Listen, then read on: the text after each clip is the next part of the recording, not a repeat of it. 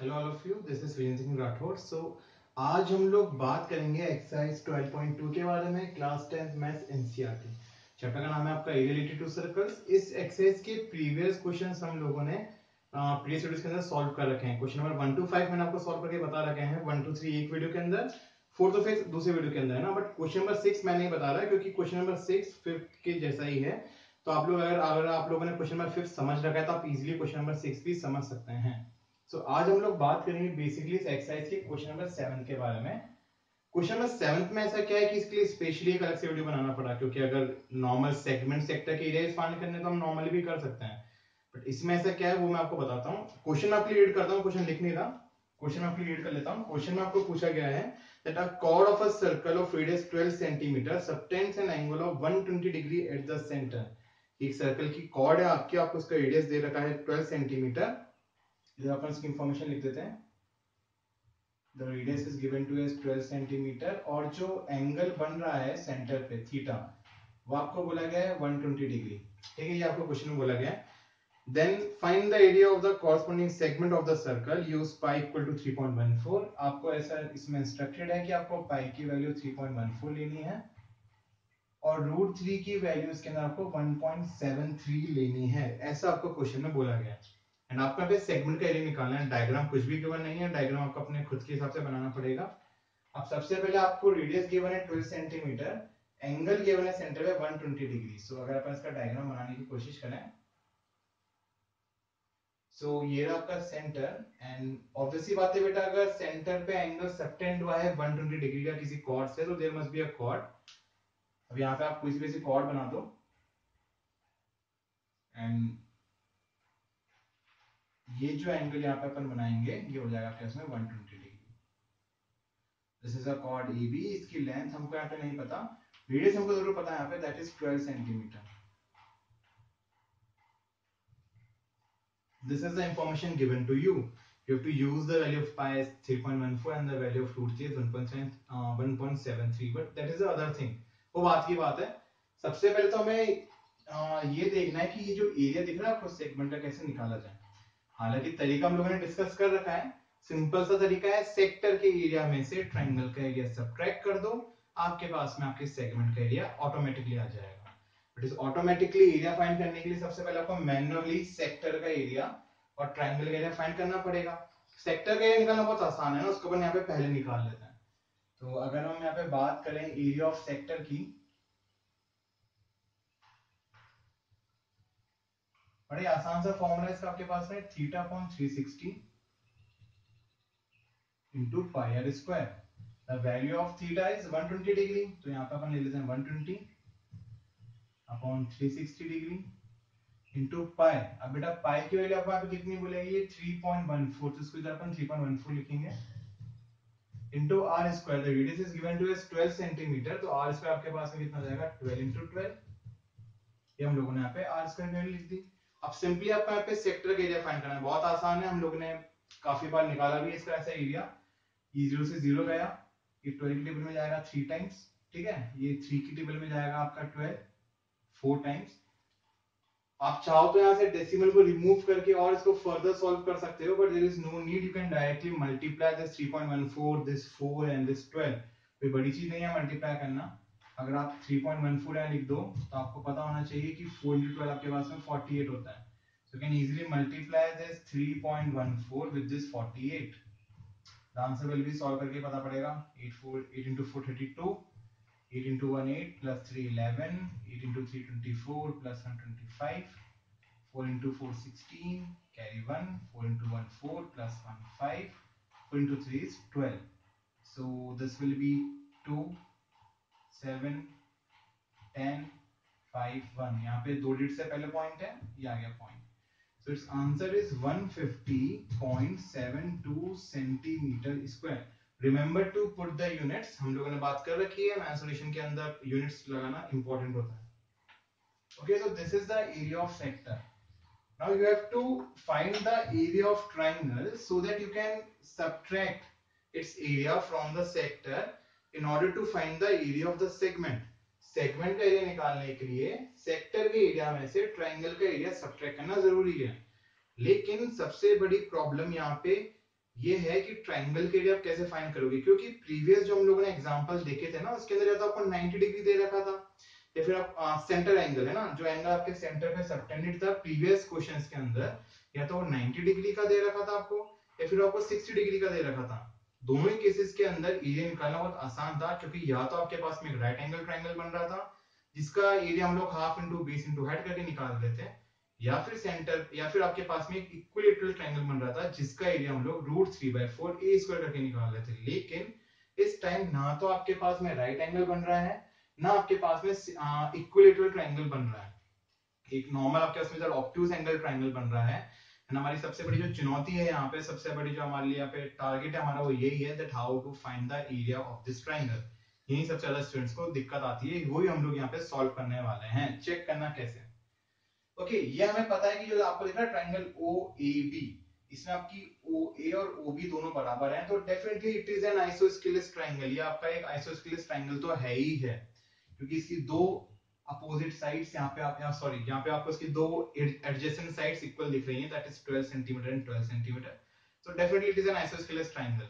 सो isosceles triangle की अगर हम लोग बात कर रहे हैं तो उसकी एक प्रॉपर्टी होती है, वो मैं आपको इधर साइड में दिखाता हूँ।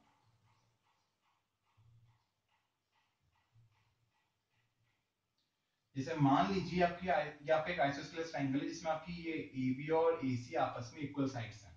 Let these two adjacent sides be equal and this is an isosceles triangle, ऐसा मान लीजिए। अब इसकी प्रॉपर्टी क्या होती है, प्रॉपर्टीज क्या आप लोगों ने पढ़ रखी है, हालांकि नहीं तो आपको फिर बता दूं मैं। बड़ी सिंपल सी प्रॉपर्टी है, जो एडजेसेंट साइड्स आपकी इक्वल होती हैं, वहां से जो आपके इसमें एंगल बन रहा होता है, उस वर्टेक्स से अगर आप यहाँ पे परपेंडिकुलर ड्रॉप करोगे, तो बेसिकली ये आपके इस एंगल को बाइसेक्ट कर देगा। जैसे अगर आपके ये एंगल मान लो होता कितना 80 डिग्री का ना, तो ये हो जाता आपके इसमें 40 का, और ये एंगल आपके इसमें कितना का हो जाता 40 डिग्री का होता। So the perpendicular bisects the perpendicular bisector of an isosceles triangle bisects the angle, ये आपके एंगल को भी बाइसेक्ट करता है। इसी तरीके से अगर मैं यहां से O से एक परपेंडिकुलर ड्रॉप करूं AB के ऊपर, तो ये एंगल आपका 120 डिग्री का था ना, अब ये एंगल आपके पास में हो जाएगा ये वाला हिस्सा 60 डिग्री का, और ये वाला हिस्सा भी कितने डिग्री का हो जाएगा, 60 डिग्री का हो जाएगा। दिस इज 90 डिग्री, क्योंकि हमने परपेंडिकुलर ड्रॉप कर रखा है। ठीक है, ये चीज हमें ऐसे पता पड़ चुकी है। ये आपके पास में प्रॉपर्टी होती है आइसोस्केलेस ट्रायंगल की, इसको मैं ऐसे रब कर देता हूं। अब ये आपकी कैसी हेल्प करेगा ट्रायंगल के एरिया को फाइंड करने में, ये भी तो अभी सवाल है हमारे लिए। ठीक है, मेन क्वेश्चन तो अभी निकल गया कि how it will help us in order to find the area of the triangle.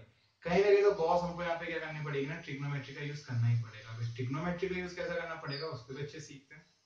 अब ध्यान से ना, this is 60 degree, this is 90 degree ना, इस पॉइंट को हम लोग यहाँ पे सी नाम दे देते हैं। अब अगर तुम ध्यान से इसको ऑब्जर्व करोगे, now you have two more triangles, triangle OCB, triangle OCA। Now, good thing is that both the triangles are identical. So अगर आपने किसी एक ट्राइंगल का एरिया भी फाइंड कर लिया, उसको डबल कर देना, तो दोनों ट्राइंगल्स का आपके पास में कंबाइन एरिया निकल के आ जाएगा। तो ये सबसे अच्छी बात है यहाँ पे, है ना। तो अब हमें हमारा पूरा फोकस एक ये छोटे वाले राइट एंगल ट्राइंगल का एरिया फाइंड करने में करना है। अब इसका एरिया हम लोग कैसे फाइंड कर सकते हैं, इसको सीखना जरूरी है। ओके, अब ध्यान से देखना, दिस एंगल इज 90 डिग्री, ये जो आपको एंगल दिख रहा है क्योंकि हमने परपेंडिकुलर ड्रॉप करा, this is 90 degree, this is 60 degree. ये जो एंगल आपके पास में है, this is the remaining angle of a triangle, and you all know that the sum of all the three angles of any triangle is 180 degree। Her triangle के तीनों angles का सम 180 degree होता है। This is 90, this is 60, the sum is 150। कितना बच गया, 180 में से अगर 150 को माइनस करोगे you will be left with 30 degree. so यहाँ पे आपके पास में एंगल कितना आ जाएगा, 30 डिग्री आ जाएगा।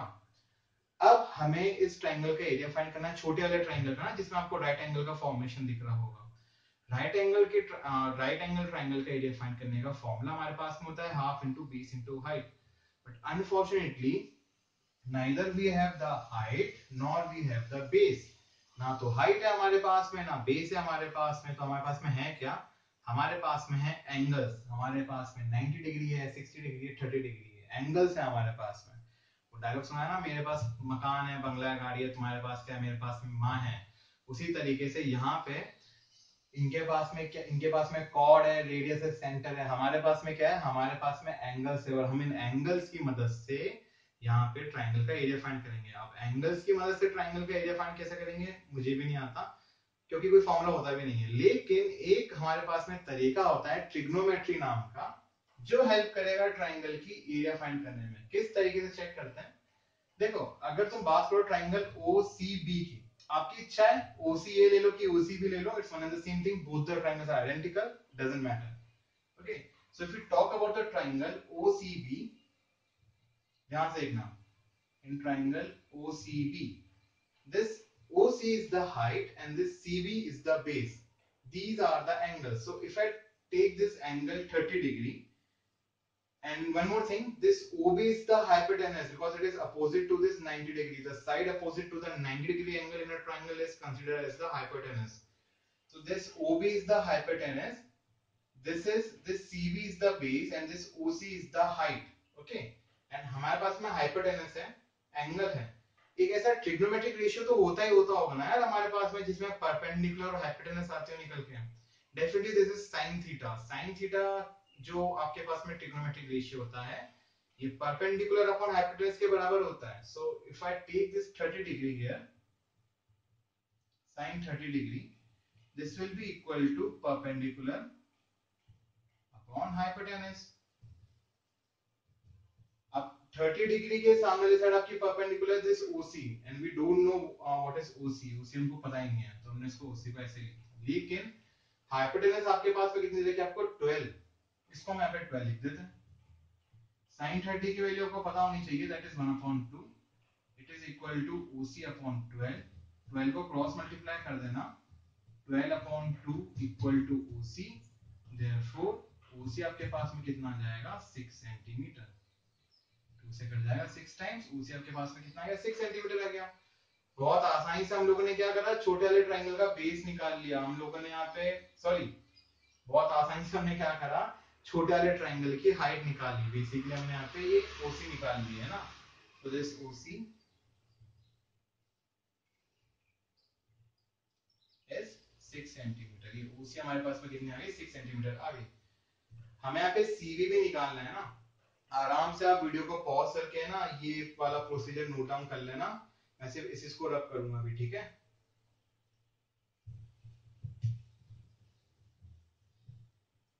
अब आपको क्या निकालना है, यहाँ पे बेस भी निकालना है, सीबी बीसी बेस आपको दोनों निकालने, मतलब एक ही बेस है, कुछ भी बोल लो, ठीक है। अब इस सीबी बेस को निकालने के लिए, this is a base and again we have some angles, हमारे पास एंगल्स हैं। We can use another trigonometric ratio, we can use that cos theta, क्योंकि हमको अच्छे से पता है कि जो cos 30 डिग्री आपके पास में निकल के आएगा, निकल के आएगा बेस। बेस कितना आपके पास में सीबी है अपॉन एच, हाइपोटेनस आपके इसमें कितनी रहेगी, 12 रहेगी। एक राइट एंगल ट्रायंगल में कभी भी आपकी कभी भी आपकी हाइपोटेनस चेंज नहीं होती है, हमेशा ध्यान रखना। Base and perpendicular can be interchange depending that which angle you are considering. Okay, so we are considering the same angle 30 degree, so this CB will remain the base. यहाँ पे इसमें base है, cos 30 की value आपके पास में होती है √3/2। शायद इसी वजह से आपको √3 1.73 यूज करने के लिए बोला गया है, क्योंकि कहीं ना कहीं इसमें √3 आना ही आना था। ओके, सीबी हमारे पास में नहीं है, एज इट इज छोड़ देते हैं, 12 ये एज इट इज रहेगा। क्रॉस मल्टीप्लाई करना, जब क्रॉस मल्टीप्लाई करोगे तो आपको क्या मिलेगा, 12√3/2 equal to CB. There is no need to multiply this 2 with CB, इसको ये रहने देना ताकि आपकी वैल्यू यहाँ पे कैंसिल आउट हो जाए इजीली। ये 2 से आएगा 6 टाइम्स, एंड आपके पास में यहाँ पे सीबी कितना निकल के आ गया, 6√3 centimetre. Now we have the base, अब हमारे पास में बेस भी है यहाँ पे, that is 6√3 centimeter.